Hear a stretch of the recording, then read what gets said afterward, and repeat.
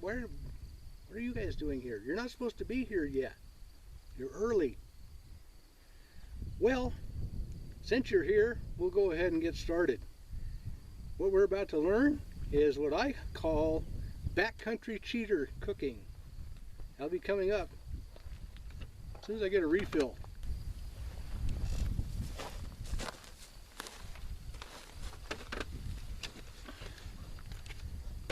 Let me ask you this. How much do you go camping? And if so, how much stuff do you take with you?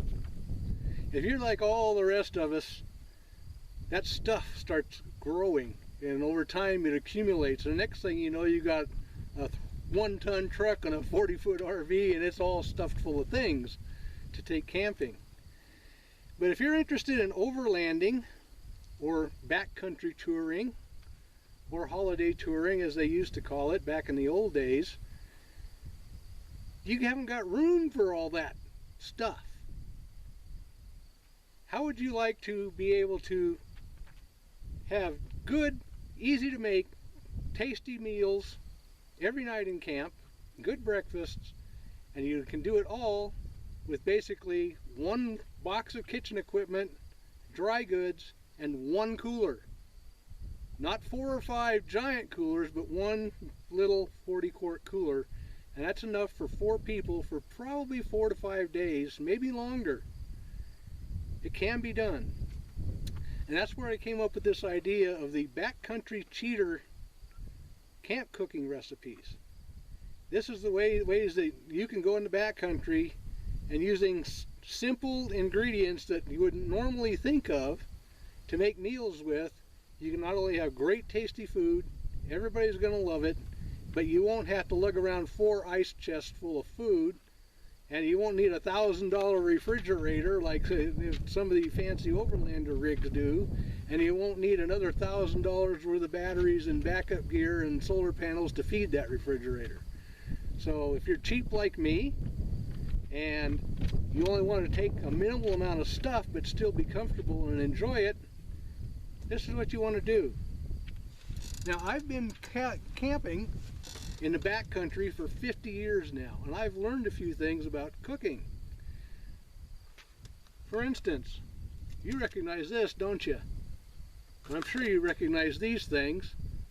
I've eaten a lot of both of these over the years, and I'm here to tell you, this ain't food. I don't care what it says on the bag, that ain't food. Real food is cooked in a pan with heat, not boiling water. I mean, you can do this if you want to go out in the backcountry and live on this stuff. And your idea of cooking is to boil up a cup of water and pour it in here and wait 10 minutes. But do you really want to do that for the price of what these things are nowadays? And these things are just as bad. So let me walk over to the stove here, and we're going to teach you this first backcountry cheater recipe, and it's called quick and dirty rice. Coming up next.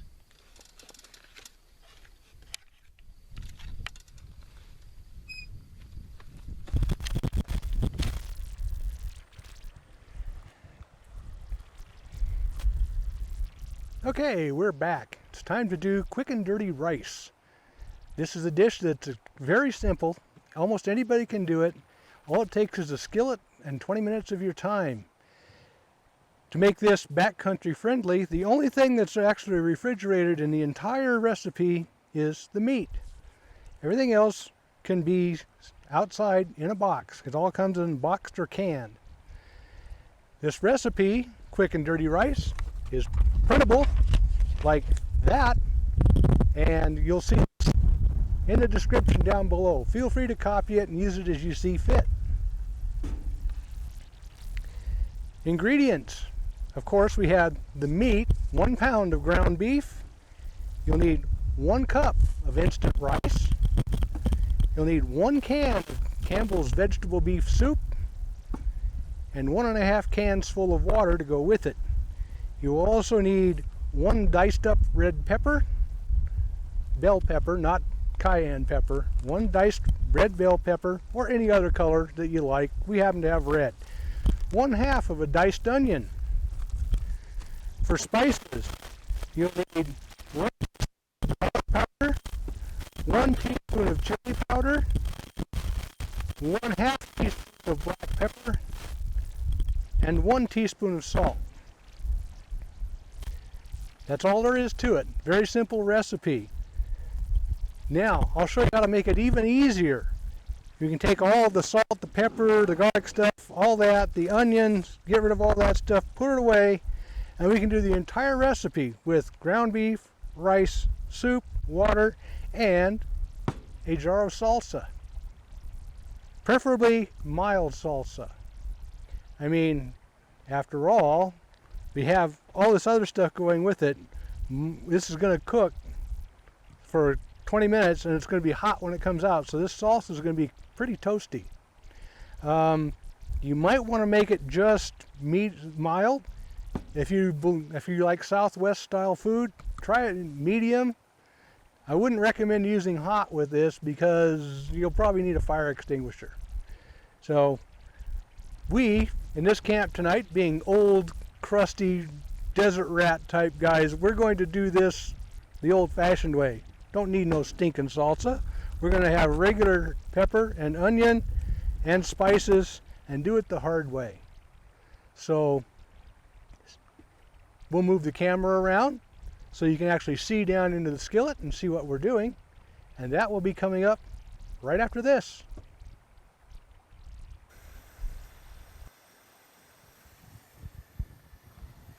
All right.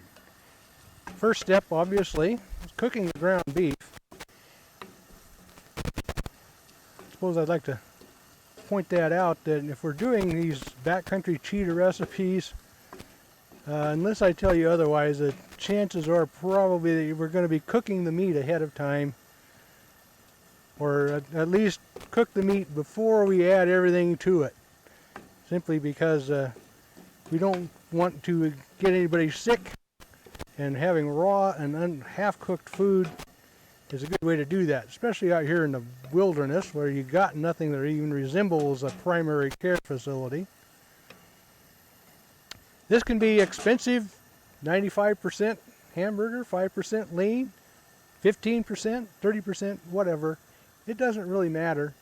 We're going to drain this anyway. As soon as all this stuff is done, we are going to drain this off and just maintain the burglar, and all will be well. My camera guy is out here in front of me, and he's motioning me, look up, because right now all he can see on his camera is the top of my hat. Yeah, I know you can. So I guess I'll try and look up at his camera while I talk. I know you guys on this part of the video can't see me except for my hand, but trust me, the rest of the body is there. And I'll come back to you when this is done and drained off and we're ready to do the rest of it.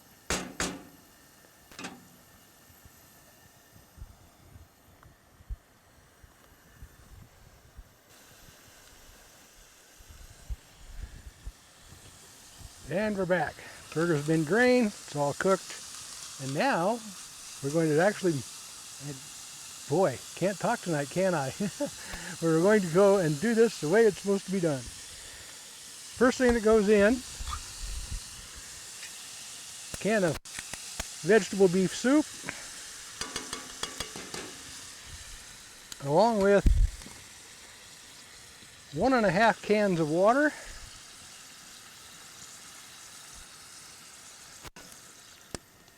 If you're using this vegetable beef soup, about one of these 15, 16 ounce bottles of water is just about enough.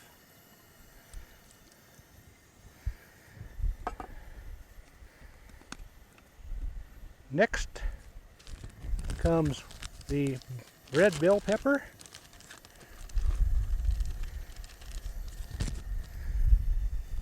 the half an onion,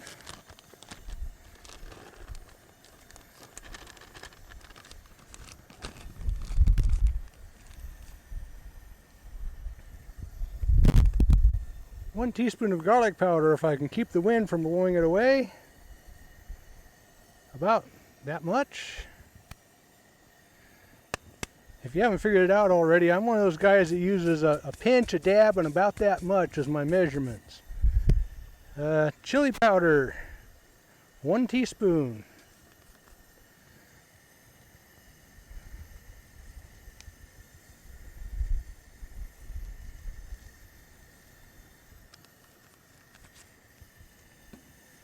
½ teaspoon of black pepper.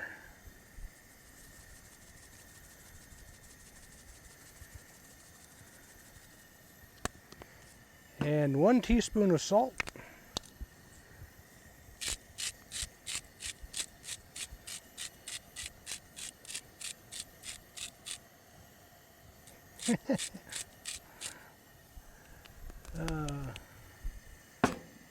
And of course, the rice.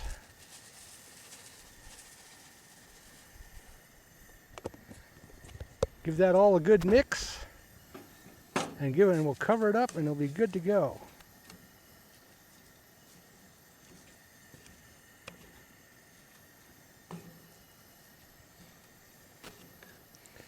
By the way, anytime you're using cast iron, you really don't want to use metal utensils on it because you'll scrape the finish off on the inside.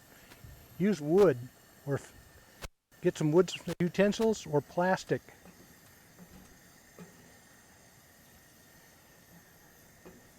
It will definitely save the inside of your pans.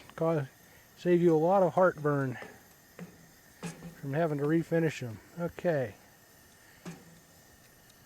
There we are, and I think we're good. Cameraman's back there behind the other camera sniffing like a bloodhound. Alright, if only we had smell-o-vision. Okay, it's going to sit 20 minutes. Don't just leave it sit for that 20 minutes. Make sure that you come out here every 5 to 10 minutes and give it a stir to make sure nothing sticks to the bottom of the pan. And once it starts to bubble up and boil, turn it down till it's just barely simmering. Give it its 20 minutes, come back, turn it off, and it'll be ready to go. See you in 20 minutes.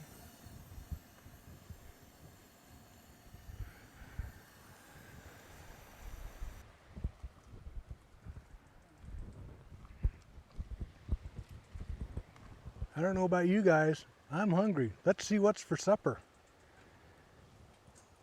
Oh yeah, it's done. This is, if you look at this, you'll see that it's definitely fills the entire skillet. This serves 4 people, unless 2 of them are teenagers, and then you might need 2 pans. Anyway, this serves at least 4 adults. Yeah, it depends on how hungry you are. Might even be 4 or 5, maybe 6 people. If you're really hungry, 4 people. Like I said, if you got teenagers, you're looking at 2 pans. So, anyway, this is ready to go, ready to serve up. We will do that for you right now. We have plate and spoon. This is my own personal spoon. This is the company spoon. We'll serve this up. And we will be good to go for supper. We'll see you all in a couple minutes. So long.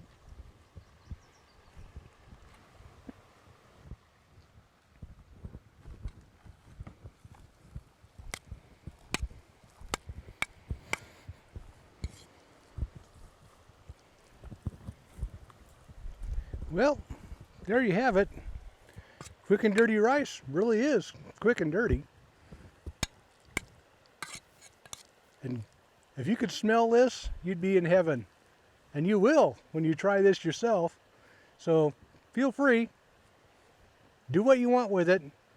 You can add cheese, you can add pepper, you can add other ingredients, or just eat it like this. Any way you do it, it's going to be great, especially out there. Bon appetit.